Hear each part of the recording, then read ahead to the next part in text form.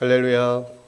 오늘도 주님 앞에 나오신 여러분을 주의 이름으로 축복합니다. 우리 하나님 말씀 함께 보겠습니다. 하나님 말씀 시편 101편입니다.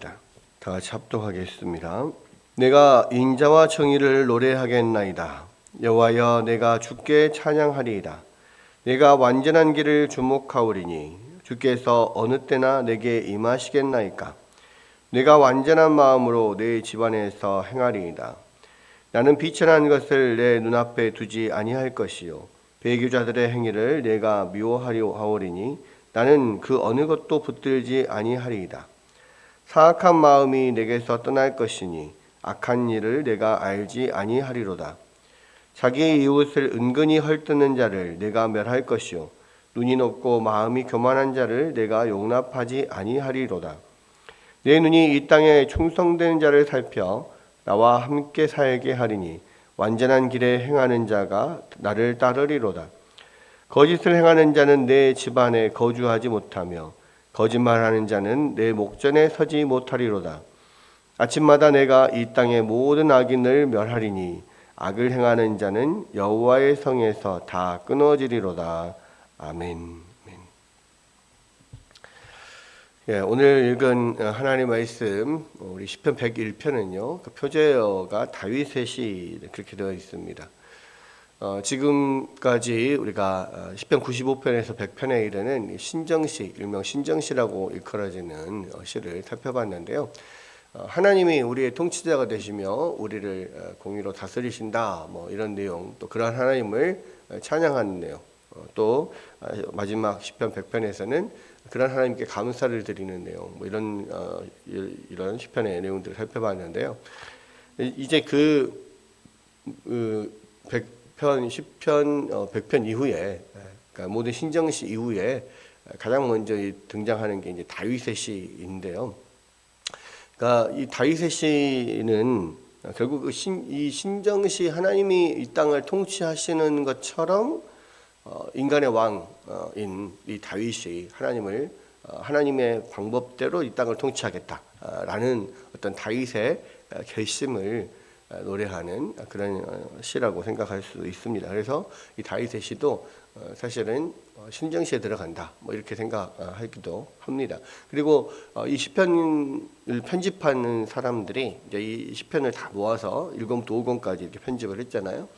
특별히 이 다윗의 이 시를 이 다윗의 결심, 이게 지도자로서의 결심, 왕으로서의 결심, 이런 것들을 이 신정시 맨 뒤에다가 배치한 이유가 있다라고 학자들은 생각을 하는 거죠. 바로 가장 이상적인 왕 다윗이, 하나님이 세우신 왕 다윗이 이 하나님이 이 땅을 통치하시는 것처럼 나도 이 땅을 통치하겠습니다. 하나님의 대리인으로서 하나님께서 통치하듯이 내가 통치하겠습니다. 이러한 결심을 하는 그러한 시를 신정시 뒤에다가 지금 배치를 했다, 이렇게 보는 거죠.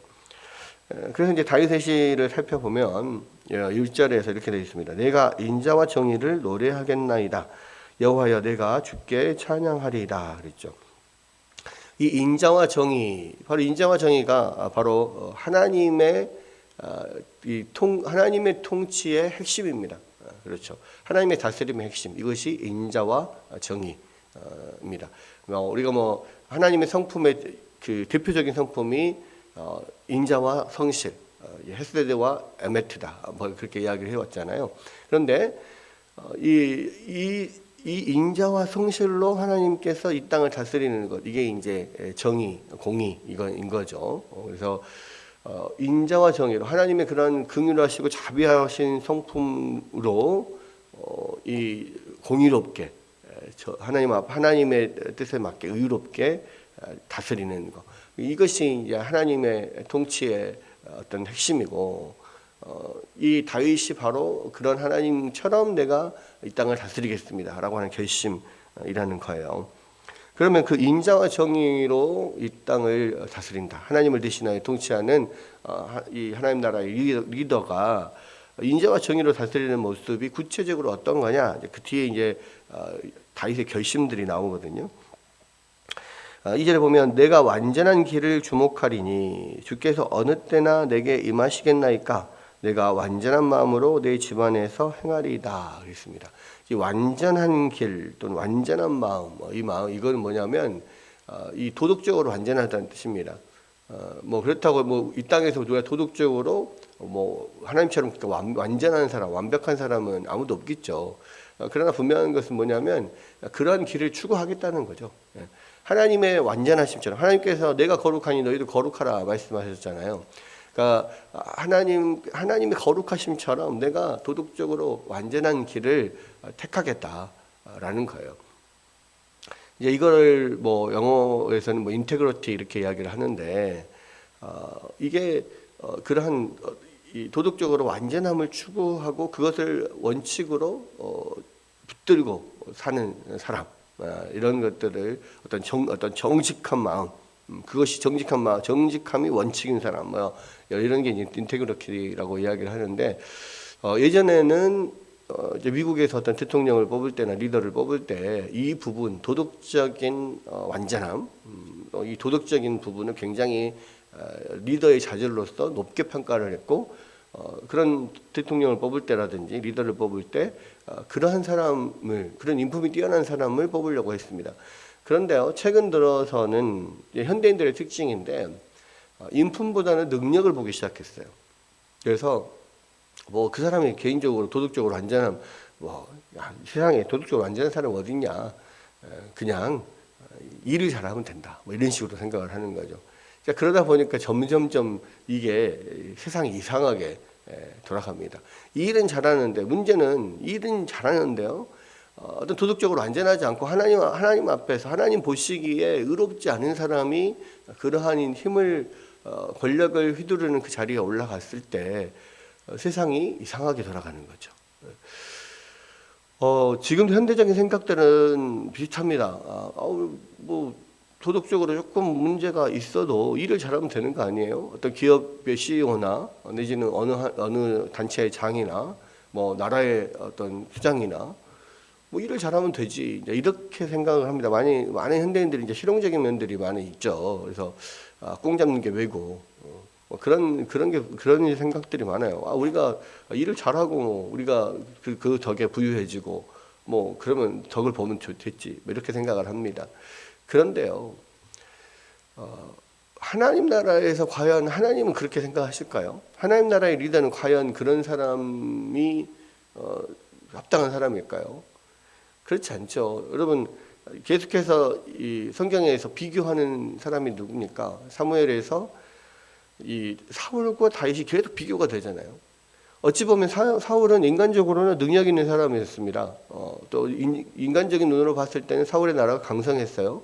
훌륭한 왕이었습니다. 40년 동안이나 이 이스라엘을 잘 다스렸던 사람이고, 나름대로 이스라엘을 인간적인 눈으로 봤을 때는 잘 청취했던 사람이에요. 근데 하나님의 눈에 보시기에는 사울은 그냥 탈락입니다. 하나님을 대신하여 통치하는 대리자로서는 탈락이에요. 왜? 하나님의 그러한 성품을 드러내지 못하거든요.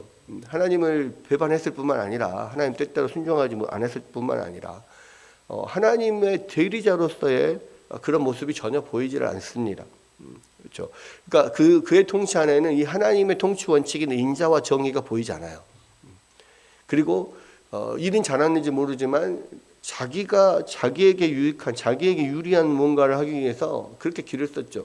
그래서 사실은 이 자기가 하나님으로부터 버림을 받고 다윗이 그 후계자로 기름 부음을 받았음에도 불구하고 어떻게든 자기의 나라를 붙잡고 공고히 세우기 위해서 다윗을 그렇게 죽이려고 평생 동안 쫓아다녔던 그런 사람이잖아요. 여러분 다윗은 뭐 겉보기로는 사울보다 조금 능력이 떨어졌을 수도 있어요. 물론 이제 뭐 다윗의 어떤 무력이라든지 뭐 인간적인 면이라든지 또 하나님 앞에 절제적으로 순종한 면이라든지 여러 가지 뭐 객관적인 자료를 비교해봐도 다윗이 훨씬 더 낫다라고 볼 수도 있지만 일단 외모적으로는 일단 사울이 다윗보다 컸고요. 더 잘생겼고 훨씬 왕처럼 보이고 더 근엄하고 이런 면이 있습니다. 어찌 보면은 미갈이 다윗의 아내이자 사울의 딸인 미갈이 다윗을 업신여겼던 그런 것처럼 왕의 채통을 지키지도 않고 이 하나님 앞에서 막 어린 아이처럼 뛰놀며 찬양하면서 막 춤추면서 뱅글뱅글 돌면서 그건 왕으로서 사실은 이게 기품이 떨어지는 행위잖아요. 그러니까 인간적인 눈으로 봤을 때 다윗은 왕으로서의 그런 아우라 뭐 이런 것들이 안 보였을 수 있습니다. 근데 반면에 사울은 딱 봤을 때 벌써 그냥 다른 사람보다 머리 하나가 크고 멀리서 봤을 때도 저 사람이 왕이구나 인정할 만큼의 나름의 아우라가 있었단 말이죠. 그런데 하나님은 그 사울은 마음에 합한 자가 아니었고 버림받았고 이 다윗은 하나님 마음에 합한 자로서 이 정말 하나님께서 인정하시는 좋은 리더였단 말이에요. 그 차이가 뭡니까? 바로 하나님의 리더는 하나님의 성품을 이렇게 가지고 통치하는 사람이어야 되거든요. 인자와 정의 이거를 분명하게 붙들어야 되고 도덕적인 완전함을 가지고 있어야 됩니다. 만약 우리가 이 크리스찬들이 늘 생각할 때요, 신앙은 신앙이고 현실은 현실이고 이렇게 생각을 해요. 그래서 좀 도덕적으로 좀 떨어져도 그래도 우리 단체의 장은 능력 있는 사람이 와야 되고 또 이 나라의 대통령은 능력 있는 사람이어야 되고 이렇게 생각하는 경우가 크리스찬이 아닌 사람은 말할 것도 없고 크리스찬인 사람도 그렇게 생각하는 사람도 있단 말이에요. 그러나 그렇지 않습니다. 이 온 세상이 하나님 나라 아닙니까? 온 세상이 하나님의 통치를 받는 세상이잖아요. 여러분 이 땅에 하나님 나라가 임하기를 우리가 기도하는 이유는 뭐예요? 그러니까 이 땅에 하나님 나라가 임한다는 것은 이 땅에 하나님의 통치가 이루어지는 거, 하나님의 뜻이 이루어지는 거, 하나님의 법이 이루어지는 세상, 하나님 법대로 사는 세상이잖아요. 그렇다면 이 세상의 모든 돌아가는 일들도 하나님의 통치 방식대로 돌아가야 되는 것이 마땅한 거 아니겠습니까? 그러면 도덕적으로 안전하나요? 정말 그러한 인자와 정의로 이 땅을 다스릴 수 있는 사람, 또 이 단체를 끌어갈 수 있는 사람, 조금 능력이 떨어져도 도덕적으로 더 완전하고 더 그것을 추구하는 사람. 여러분 능력은 하나님께서 구하는 자에게 주십니다. 특히 교회는 더 그렇죠. 교회는 더 그렇죠. 세상도 마찬가지인데요. 세상에서 또 크리스찬들이 능력이 좀 부족해도요, 하나님 앞에 구하면 하나님께서 그때그때 필요한 능력을 주신단 말이에요. 교회는 더 그렇죠.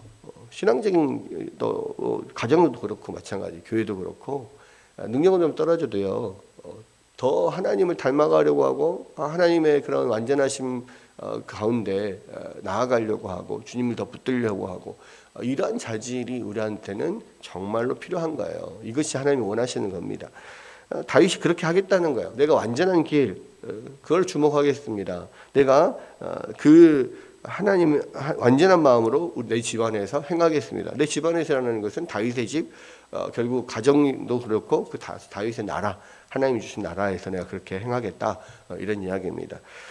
근데 여기서 보면 주께서 어느 때나 내게 임하시겠나이까, 이 이야기가 결국은 이러한 어떤 우리 안에서의 도덕적인 완전함이라든지 또 그런 마음, 그런 것을 추구하는 마음이라든지 그런 능력이라든지 그런 게 다 어디서부터 시작이 돼요? 나에게서 나온 게 아니고요, 하나님이 내게 임하셨을 때 나오는 거예요. 그러니까 그 주님을 사모하고 주님께서 나에게 그러한 은혜를 주시도록 간구하는 겁니다. 자, 그렇게 됐을 때 이제 내가 이러이러한 것을 하지 않겠습니다, 라고 이제 이야기를 하는 게 3절부터 나오는데, 나는 비천한 것을 내 눈앞에 두지 않을 것이고 또 배교자들의 행위를 내가 미워할 것이니 내가 그 어느 것도 붙들지 않겠습니다. 하나님의 뜻을 배반하는 거, 또 이 하나님의 선하신 뜻, 하나님의 선을 배반하는 것, 그런 사람들은 내가 내 곁에 두지 않겠습니다, 이거거든요. 그러니까 지금 왕으로서 좋은 자질이 뭐냐면 저 사람을 내 곁에 두어야 될지 말아야 될지를 잘 분별하고 결정할 수 있는 것이 왕에게, 또 지도자에게 가장 큰 어떤 자질인 거예요. 내가 그 능력이 없으면 능력 있는 사람 옆에 두면 됩니다. 그리고 이 어떤 사람을 옆에 두느냐가 되게 중요하거든요. 그게 인사잖아요. 그래서 인사가 만사다. 그런 이야기가 나오는 건데, 나의 곁에 비천한 사람들, 악한 사람들 두지 않겠다는 겁니다. 이게 이제 첫 번째 결심이고요. 두 번째, 이 사악한 마음이 내게서 떠날 것이니 악한 일을 내가 알지 아니하리로다. 이 사악하다는 것은 하나님의 뜻을 떠나는 거죠. 내가 하나님의 뜻을 떠난 일을 내가 하지 않겠습니다. 하나님의 뜻에서 어그러지는 거 하지 않겠습니다. 내가 언제나 하나님의 뜻을 순종하겠습니다. 지금 하나님의 말씀을 붙잡고 하나님 뜻대로 순종하는 거, 이것이 모든 하나님 나라의 리더가 붙들어야 될 거라는 거죠. 그 다음에 5절에 보면 자기의 이웃을 은근히 헐뜯는 자를 내가 멸할 것이요 눈이 높고 마음이 교만한 자를 내가 용납하지 아니하리로다. 예, 내가 내 옆에 두지 않겠다고 생각하는 사람 중에서 어떤 사람이 있냐면 은근히 자기의 이웃을 헐뜯는 자, 입으로 죄를 짓는 거예요. 입으로 죄는. 근데 이게 굉장히 처음에는 은근히니까 눈에 보이지 않습니다. 눈에 보이지 않게 눈에 딱히 드러나지 않은데 자꾸 그 주위 사람들, 옆에 사람들을 헐뜯는 사람, 그러한 경향을 가진 사람들은요 공동체를 파괴해요.